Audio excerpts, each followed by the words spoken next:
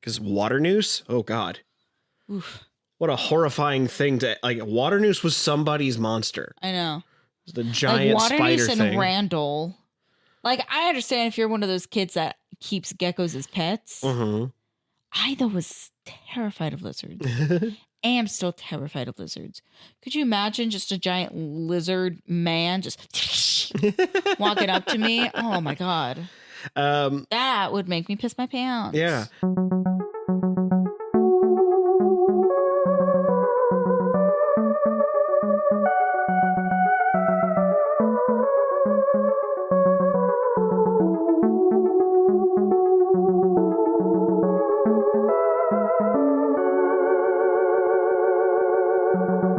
Hey, everybody, and welcome back to another episode of Who Is My Doctor? Who is my doctor? Who is indeed. I'm your host, Zach, and I know a lot about Doctor Who. And I'm also your host, Cassie. And I know just enough about Doctor Who to still be able to sit with the cool kids, but get respect from the nerds. And today we were looking at Series 6, Episode 9, Night Terrors. Ooh. Right? 6-9. That's the sex number. Hey. Yeah. This is Night Terrors. This is actually... Does that mean everybody's going to start pissing themselves in their bed? The funny thing about this is, of all the... Like, up until now, I had a really... at least a really, good memory of every episode that we were going to rewatch. This is the first one where I went, I do not remember this one at all. So that means you did not like it the first time you watched it. I rewatched. Well, I will say it's not one it's not one I revisit a lot because it's another spooky episode. This is a Doctor Boo. A Doctor. Yeah, this is another horror episode. And those aren't always my favorite unless they're like Blink, where they're just like so good that they sort of transcend the genre. Wimp. It's just not my cup of tea. That's all. And so I had just kind of filed this one away. Like when I watched it, I was like, oh, I do remember this one.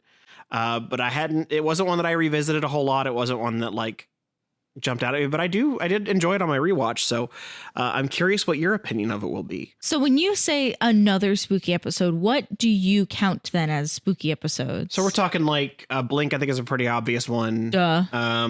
Silence in the Library? Yeah, I would say Silence in the Library probably counts. Again, that one kind of transcends though. Are You My Mummy? Those ones. The Doctor Dances? Yeah, the Doctor Dances. No, that's not scary. Because everybody lived. You know, we've had a couple here and there. They're not super common, but I think it's why they usually stand out. I want one that wait, pause. You said that's why they stand out. You didn't remember this one existed. Not this one. This is the exception. This is not obviously. A standout then. This is the exception to that rule, I suppose.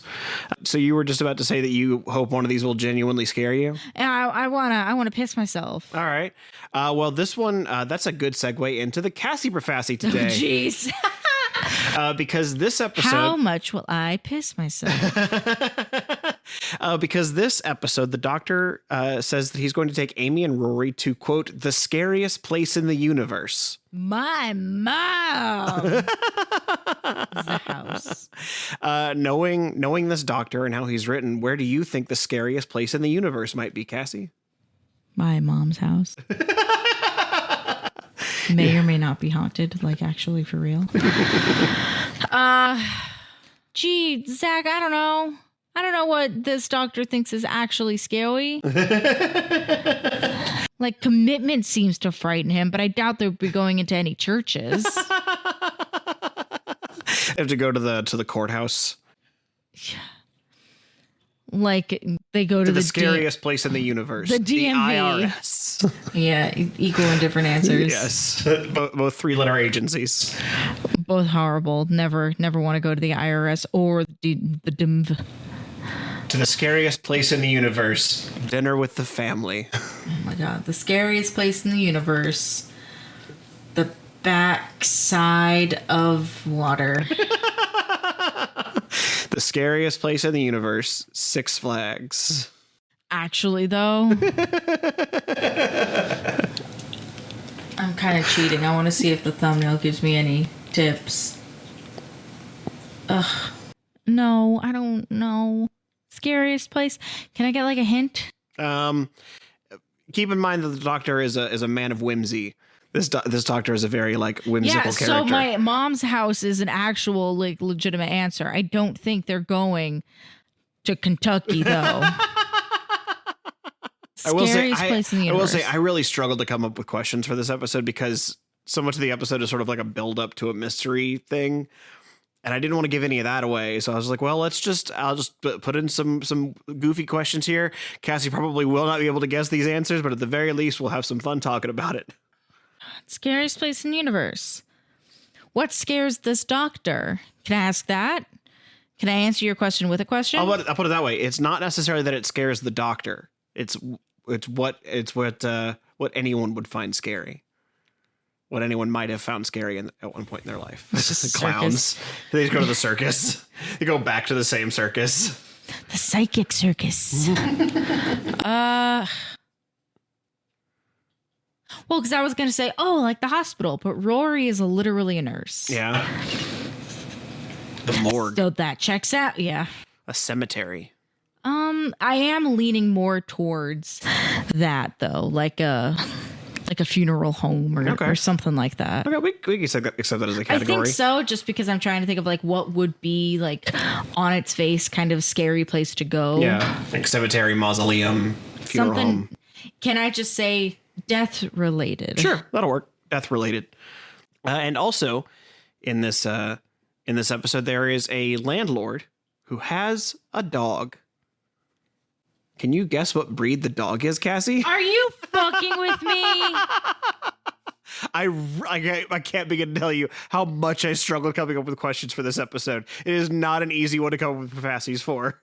Are you serious? What kind of dog? Yeah, what kind of dog? Can I ask the size? I'd put it on medium-ish. So not a multi-poo. Okay. Medium-ish? Yeah. Like if you were to give a landlord a dog, what would you picture in your mind? Oh my God. You as a filmmaker. Me as a filmmaker. Yeah. Would you consider a pug medium-ish? I think those are usually pretty small. You can have like tall, skinny pugs. I put them on the small to medium side. Okay. For the purposes of this question, no. Medium-ish. Plus, we've talked enough about dogs on this show. I feel like there should be some kind of dog Doctor Who wavelength for you now. That's me trying to like connect. I'm trying to commune with the dogs. Commune with the dogs. Medium-ish. Well, because you and I it's have just that scene from Lady and the Tramp with you like barking out the window and hoping that they like. Not Lady and the Tramp. You're thinking 101 Dalmatians. Yes, you're absolutely right. Yeah. You just like start getting through the dog network, try to get the answer. Man, I like that Mr. Tibbs understands dog. Sergeant Tibbs. I'm so sorry. Because it would be odd. Would you consider like a bulldog then? Like an English bulldog? I would think so, yeah. Okay. That's going to be my guess then. Okay. So English bulldog it is. Well, let's find out together if the landlord owns a bulldog and if they go to a place with a lot of death around it. I just wrote scary place / death related, so I'm giving myself. And if they go to a death related scary place, as we watch Series 6, Episode 9, Night Terrors. Series 6, Episode 9, 69, baby. Yeah! Woo!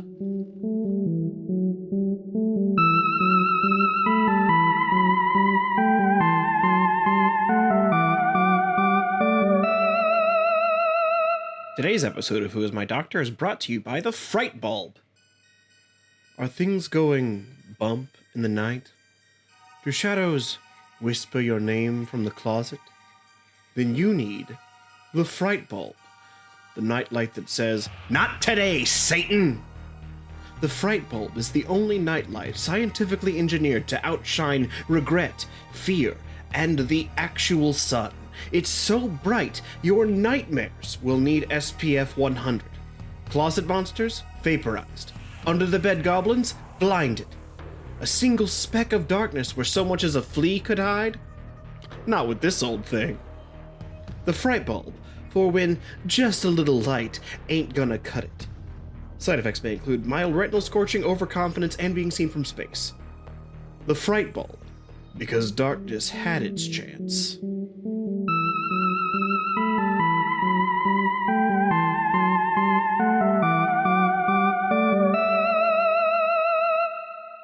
And we are back from Night Terrors.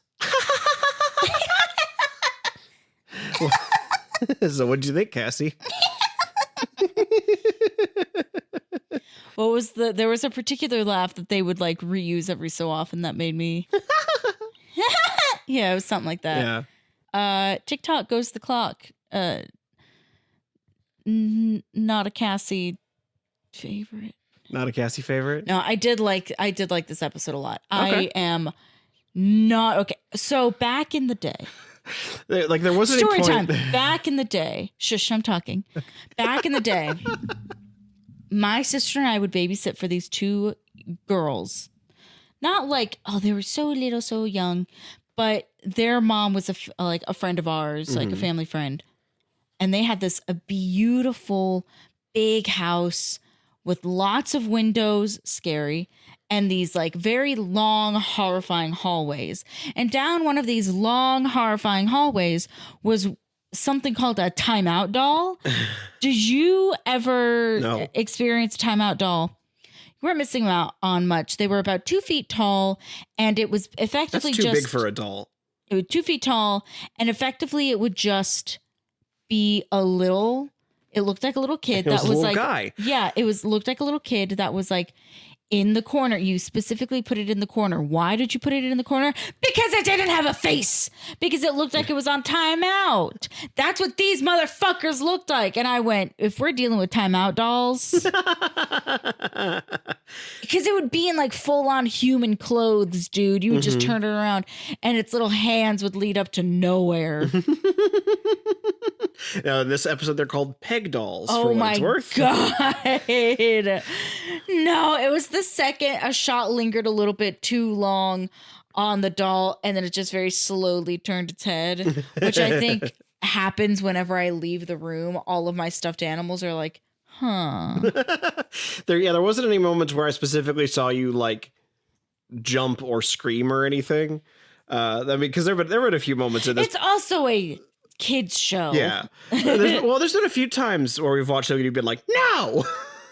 I mean, you did hear me go, But mostly what I watched was like you were like taking a note down and you'd like lift your pencil up, look at the screen, and then you would just like drop your pencil. Yeah. That's my surprised face. I think that noticeable one was the first time they opened a door and a doll was just standing there and you like slow turned to me. It's the fact that they have these like bulbous heads, these stringy hair, and these faces that look like they were just painted on by birds. Painted on by birds? What does that mean? It's just so like dainty and light. Like they don't have these bold features. They're just very like, it does like if they made a sound, it would just be like a. It does raise the question why there was a glass eye in one of the drawers if these dolls don't have eyes. Because I did figure that something was going on the second that they realized that the copper pot was made of wood. And then the silly lantern that Amy picked up, I went, okay, cool. We're in a dollhouse. Giant props for the win. And then later on, somebody picks up what to them is a giant pair of scissors. Love that. My God, I love oversized props. Yeah, I kind of had a feeling you were going to like this episode. I don't think it was going to be like a Cassie favorite, but I do think it was going to be one of those where you're like, I walk away from this enjoying the experience. Yeah. Especially because, as we've described multiple times in the episode, George just looks like a human version of our cat Monty. Oh my God. Right down to the like numerous blinks he does. And like, there is a part of me that is not charmed, but it's like they did a very good job at choosing a child that I am not at all threatened by. I want to protect this kid. Mm-hmm. And his OCD. And his clear autism. Oh my God. It was the turning the lights on and off 5 times and then repeating. Please save me from the monsters. Thank you. Yes. Yeah, I liked that quite a bit.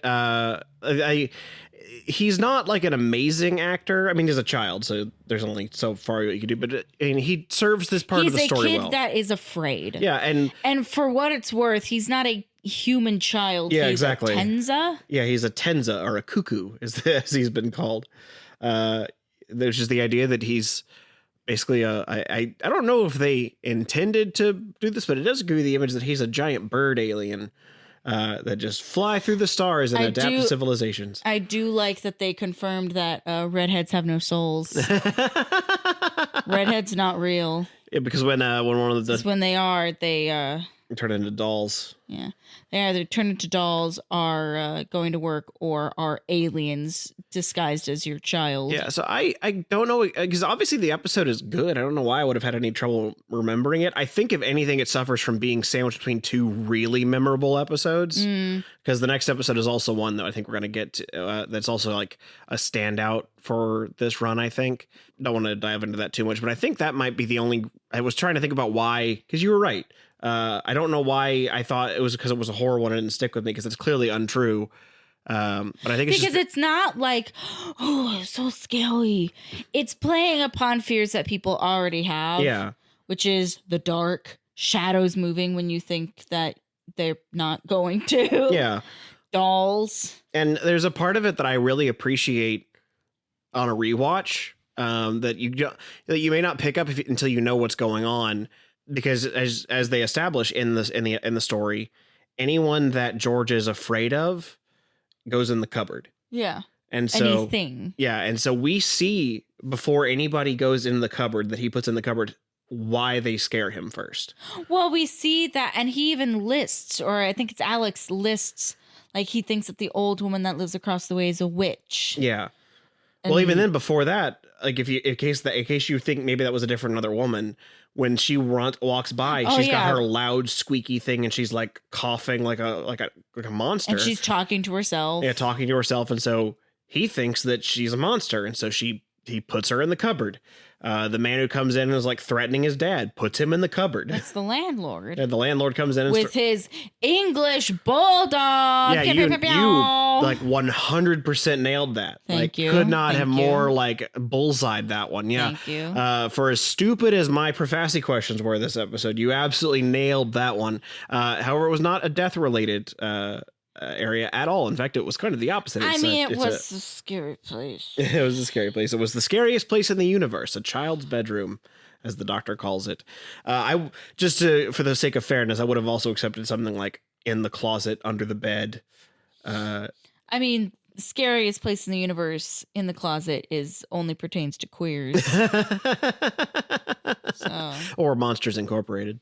Or Monsters Inc. You're very accurate. But I like I like the ultimate like moral of the story, for lack of, I don't know if moral is the right word. That's my beef. I didn't get any like moral of the story other than face your fears. For me, it was like, I mean, it wasn't like set up in the way that it was like a theme the whole way, but I did like that it was ultimately the question of, is this like, this boy is an alien, but he is still your son. Like he is not human. You did not birth him, but you did adopt him, and he is your son. I mean, there's probably a way they could have like set it up maybe a little bit better, where if they had been more upfront with like them thinking of sending him away, or like, I didn't think my kid would be like this, these sorts of things. Maybe they could have set it up better, but I really like the climactic moment of him being like, what was I supposed to do? He's not even human. And he's like, and then he still runs to him anyway, that he's his son. I thought that was just a nice little moment. Yeah, I mean, it does feel like the narrative of, because I had a conversation about this to somebody the other day, about people that like look at and treat their pets like they're their children. Yeah. This feels like that narrative, like this whole episode. In what way? Well, you're saying like, you adopt something that is not inherently human. Oh, okay. But you make it your child. Okay, now I understand. We're not reading between the lines here, Zach. I mean, our cats are our babies. They're roommates. They need to pay rent if they're roommates. I've been trying to. One of them was a baker, for God's sake. She can. I've been trying to, but every time I give them back their fucking phones, they just go on and play more Candy Crush. Kitty Candy Crush, Kitty Kibble Crush. There's got to be something there. My goodness. And then Monty's constantly on TikTok. TikTok goes the clock. He cradled and he rocked her. TikTok goes the clock even for the doctor. What the fuck is that supposed to mean, Zach? I mean, he does die at the beginning of the season. I know. And I know we just keep like putting that out there. The show keeps putting that in That's the through line of this season. Is that the doctor dies? The doctor gets shot in Colorado. What a horrible place to die. Colorado. But it's in like a beautiful lake. Yeah. Lake Silencio, I believe. Yeah. By an astronaut. This show's weird. Yeah, by an astronaut who is and isn't his wife / Rory and Amy's daughter. As I'm watching Cassie sit here trying to solve the Rubik's Cube that is Doctor Who. I did like when Amy and Rory wake up in the dollhouse. Rory goes, "We're dead again." Like he's just annoyed by it at this point. I really liked that. I liked it so much I wrote it down. I liked there's a part early on where the doctor is trying to solve a Rubik's Cube and he just gives up saying they're rubbish. They are. He's like, things broken. They are. I did like pantophobia, which isn't the fear of pants, but it is the fear of everything. So I guess it's the fear of pants.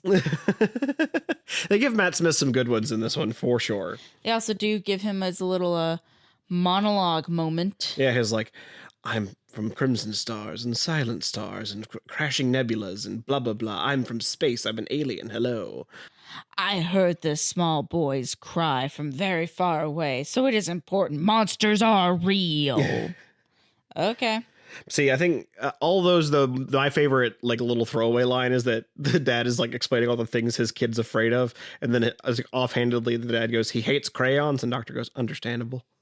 I didn't even catch that because I remembered I was so immediately distracted by one thing. It was a throwaway line, but I'm going to be thinking about it forever. And I'm going to turn it into a bit right now.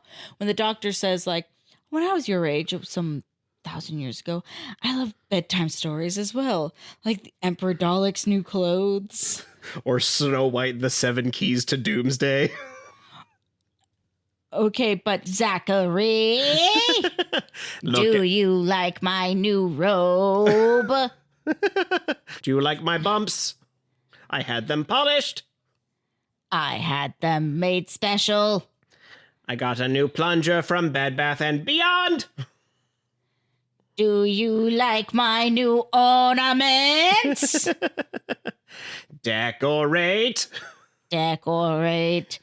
Decorate. It just starts spinning this little like egg beater around a lot. It starts spinning until it turns into one of those spinning Christmas trees. Oh, no. I was going to say, you know those things that they are like a cellophane, it's like a stick and then there's like a cellophane bulb, but there's like slices cut in it. So when you spin it, it's like, phew, phew, phew. I don't know what you're talking about. I like your visualization of it, though. Thank you. I don't know the name of them. They're like fairy wands, but okay. It's a hard thing to describe. There's an interview where they give celebrities those, and I think Margot Robbie's messing around with it and breaks it and just goes, "Oh no, can I keep this?" On the subject of good lines from Matt Smith, he's giving like the explanation of how he knows they're in a dollhouse because of the wooden food. And then the doctor's like, so are they in a dollhouse or giant termites trying to get on the property ladder? Is that possible? That almost feels like a Rick and Morty line. Yeah. Giant termites trying to get on the property ladder, Morty. No, because they wouldn't even say that. They would just have the giant termites come in, and then it would be a very sad episode about one of the termites having cancer. Morty, we got to get out of here. There's giant termites and they're having tea, Morty. They're having a heart-to-heart about cancer, Morty. We got to get out of here. Yeah, see, you're doing an impression that I can't do, so I can't yes and this bit. Fair enough. I'm still thinking about Emperor Dalek's new clothes. I think you could see why I had trouble coming up with questions for this episode, because we're also having trouble talking about this You episode. genuinely could have asked me that there is a mention of child or like children's stories with a Doctor Who-y twist. A Doctor Who-y twist. I do like the phrase Doctor Who-y twist. Doctor Who-y in the news. Doctor Huey Lewis and the news. Huey Lewis and the Who's? Too many Who's. Now the doctor did say something particular about the oh my god, the doctor did say something particular about the cupboard, which is like, oh, it's just a cupboard. There's nothing to be scared of. And then I remembered a bit that I have. Okay. Where there are 10 Dybbuk boxes, only 2 have been found. So I went, that right there is a Dybbuk box. A Dybbuk cupboard. Well, because then when he does a little at it with his Sorry, sonic, what did he do with it? at his sonic screwdriver, it's off the scales. Can I just get like a clean take of that? Yeah, I do. That's one really good pivot I like, where he's like doing his doctor thing, where he's just they're trying to make a little boy feel better, and then all of a sudden he realizes with the cupboard, he's like, hang on. Like, that's one thing I really think worked about this episode, is a lot of the beats felt very natural. Like, with the exception of just like the general premise of my son is a psychic alien who's put all his stuff in the dollhouse. Like, the reactions are all pretty realistic.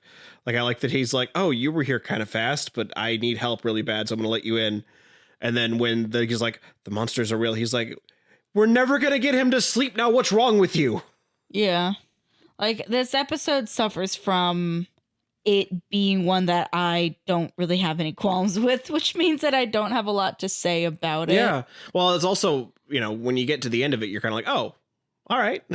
Yep, case closed. We're dusting our hands off. We're putting our shoes on. The old lady wakes up in the trash like a little raccoon. Yeah, with a lot of like moving parts, it surprisingly like comes together really cleanly. Like, there's a part of me I really appreciate this kind of story, because this is like a nice, like, almost reset, if it makes sense. Like, especially after the last episode, where just like a lot of our season-long plot happened in one episode. Yeah. This one was way more like, okay, we're gonna get. Well, because we're just gonna do a Doctor Who story. There's other parts about the episode that, as I'm ruminating on it and thinking about it, I like how each person, or in Rory and Amy's case, like, they're a set of people, but I like how they get transported into the dollhouse, because they were in the elevator and they just fall through the ground floor. It seems the landlord gets sucked into the floor. Yeah, he gets quicksanded into his floor. The old lady gets pulled into the trash. Yeah, it's a very like.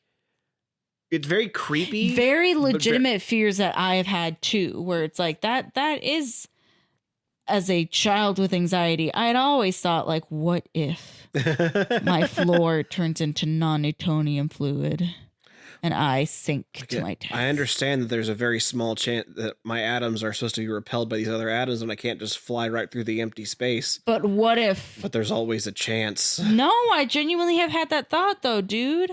No, it really is a real thing. There's in quantum physics, there is technically a chance that one day your atoms will just like shift out of space and you'll fall right through the crust of the earth.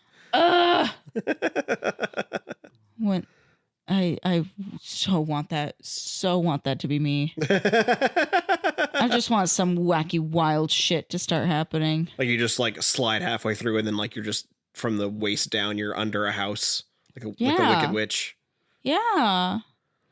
Why not? Wouldn't that be so fun if my feet were in the basement but my head was in the kitchen? So silly. You'd be like a little Roomba. Yeah. Little Cassie Roomba. Hey, you just have to sweep food into my mouth. Yeah, but you still have your arms. You could still lift forks and spoons. Unless you just want me to sweep food into your mouth. If you're going through, if that's the case though, like, you could just build yourself out of the hole in the house. You're not fused with the house then. Although it would be apropos for me, because my cute name in oh my God, that would have been really bad. I was about to say my cute name in Mexican. That's incorrect. My cute name in Spanish, you know how like you'd be like like if you have a small dog, it's a perita. Mm-hmm. I'm casita. I'm small house. I'm a little house. Like how a little donkey is a burrito. And you're a zaquito. Bake me in the oven at 400. I'll come out crispy. Yep. But yeah, this, like, there are not a lot of qualms I have. There are just little things that I'm like, big props. Yeah. We like that. Oh, there was some scary, like, backwardsy music that was playing with Amy and Rory when they started to realize that they didn't know where they were. Yeah. But then it got very plucky and silly, and I went, oh, well. So just another, like, a little moment here. I really like Rory being like, if this place was all lit up, we wouldn't be scared at all. It just feels like, yeah, that putting lampshade on that one, I guess. But yeah, you're probably got a point there. Yep. Although if it was all lit up, you probably would have told it was a dollhouse. The way that I have that thought anytime I watch somebody play PT, I'm like, this game is only scary because there is a red light and a flashlight. You got some like disco lights going on in there. That game's not scary at all. I mean, there is still, in PT, there's still like a chicken fetus in a sink and a woman that's hung herself in a fridge with flies swarming around it. It's okay. Could you imagine all that though with disco lights? Yeah, it's Halloween Horror Nights. Yeah. An abortion with disco lights would be so fun. Actually, I'll send the messages to Planned Parenthood about that. Yeah. I mean, you're already having to make this big decision. Might as well dance while you're doing it. Might as well like have it be, a little. For those of you at home, I just popped my wrist in a gay way. But conceptually speaking, psychic alien that tricked you into bringing it into. Where are there others? Yeah.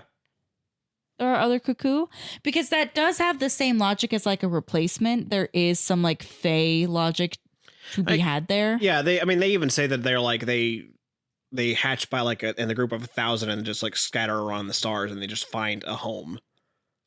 Like, and they adapt to their society. So is he already like 8 by the time that they find him, or does he change the shape to be a human baby? He changed his shape to be a human baby. They have a picture of him like as a newborn, quote unquote. Just conveniently like a month after his mom was not pregnant. And then just like super very not pregnant. Yeah. Like getting drunk at a party. Like could not be more not pregnant. Literally, the father even's like, she can't have kids. We tried everything. As much IVF as we could afford. My God, that's so much. They don't have a lot of money. That is so expensive to not have it work. Although I don't know if it's different in the UK, because in the UK they have public health care. So I don't know. Even still, IVF is expensive. Yeah, so I don't know. Like I said, I don't want to be presumptive because I don't know their culture. But yeah, their for culture. Sure. As much as we could afford, which was like one try. I was gonna say, even if that's the case, even if it's as much as we can afford, maybe 2 maximum. Yeah. That was the only thing that I was really like hung up on afterwards. Was just like, how did this alien get in here? Where did this baby come from? Did it just appear on their doorstep and they went, oh? Basically, yeah. Or did she? I mean, probably the same way that they appear in the doll's house. It just makes it happen. And that's the other thing. They just kind of. I don't expect it to make a whole lot of sense, because when they try to over-explain things, it gets too mushy. Yeah. I mean, I think they found like a nice, like we could sit here and like drill down and really be like, this doesn't make any sense. But like, we're also dealing with a space-time lord. Yeah, space-time lord with a police box that's bigger on the inside. Like at a certain point, you just kind of have to be like, okay, I don't need to sit here. You have to be willing to accept the hooey-gooey logic. Yeah. The wibbly wobbly timey wiminess of it all. Yeah, the wibbly wobbly timey wimey bullshit. I was thinking about something, taking it way back to the beginning. Mm-hmm. Something that you said the other day, and I agree with you. I do think I would like Amy's little monologue and the beginning intro much better if it was sung. If they put some sick banjo music behind it, oh my God. Anyways, that's all I have to say about this one. Yeah, next week we're going to be a little more interesting because I think that's one of those. The next week is one of those episodes that a lot of people talk about. Are we killing Hitler again? We're not killing Hitler again, but we'll get to that next time. I just saw that it's called The Girl Who Waited. Yeah, the girl who, because we've got that's what we call Amy right now. The girl who waited, and Rory is the last centurion, or the boy who waited. They both waited. A lot of waiting. And we'll find out what that's about. A lot of waiting, even for you, dear listener. And we'll find out all about that on the next episode of Who Is My Doctor? Who is my doctor? Who is indeed? Ew. Didn't like that at all, did you?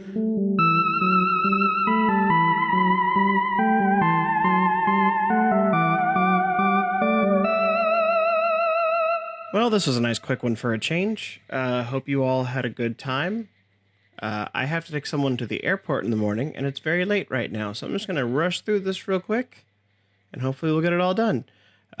You can find us on Blue Sky. We're at WimDpod, WIMDPOD. You could find us on Patreon. If you want to give us as little as $1 a month, you can get episodes of this podcast a week early. If you give us $5 a month, you can get a special thanks here in the credit, like I'm doing right now.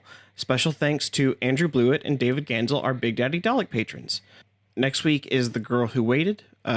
Hopefully I won't keep you waiting. So we will see you next Tuesday, because your Tuesdays are now Who's Days.